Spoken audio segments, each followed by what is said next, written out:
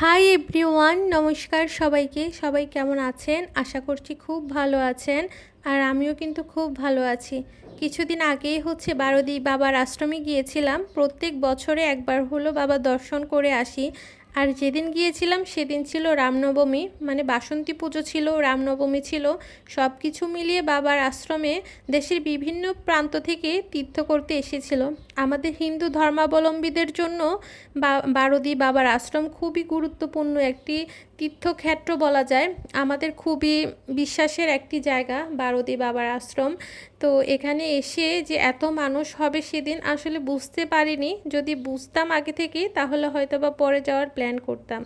আসলে যেহেতু ঈদের ছুটি ছিল, তাই জন্য আমি আমার হাজব্যান্ডকে বলেছিলাম তাহলে ঘুরে আসা যাক। তো সেই ভেবেই এসেছিলাম। এসে ভালোই লাগছিল। মন্দিরে আসলে, আশ্রমে আসলে আসলে কার না ভালো লাগে বলুন তো।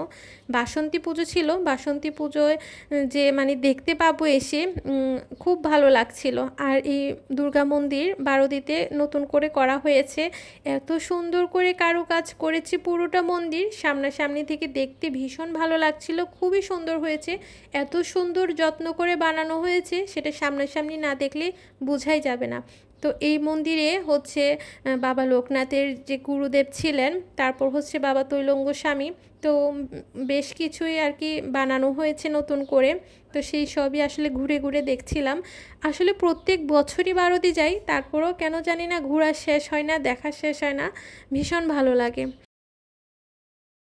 পুজো দেওয়া শেষ করে দেন তো কিছুক্ষণ ঘুরলাম। দেন আমরা বাল্যভোগ নিব এখন। তো আমার হাজব্যান্ড নিয়ে এসেছে। টিকিট তো কাটতে হয়, তো যারা যান তারা তো অবশ্যই জানেন। তো এখানে বাল্যভোগ আর কি নিয়ে আসা হয়েছে। এখন আমরা যে ডাইনিং হল রুম, যে ওটাতেই এসেছিলাম আর কি। এখানে বাল্যভোগে কি প্রসাদ দেওয়া হয়, আমরা হিন্দু ধর্মাবলম্বী যারা আছি তারা তো জানি।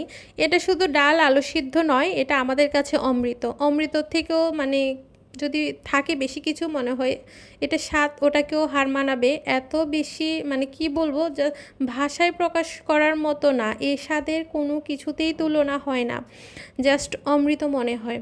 তো বাল্যভোগ তো নিলাম।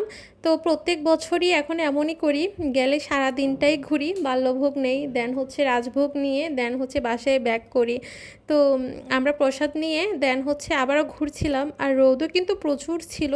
তার রোদ হলেও হবে কি, তারপরও ওই যে বললাম, ঘোরার শেষ নেই, দেখার শেষ নেই। তো বাইরে বের হয়ে ঘুরছিলাম, দেখছিলাম।